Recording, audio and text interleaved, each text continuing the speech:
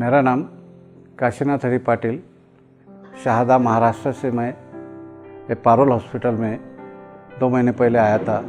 उस वक्त तो ट्रीटमेंट ली, उससे मेरा दर्द 50% से ज़्यादा अच्छा हो गया और पहले हिचकी का जो मेरे को तकलीफ़ थी वो तो पूरी तरह चली गई।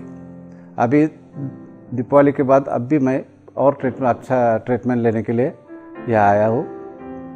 यह हॉस्पिटल में मुझे अच्छी सी सेवा मिलती है, सब स्टाफ अच्छा है। Thank you Parul.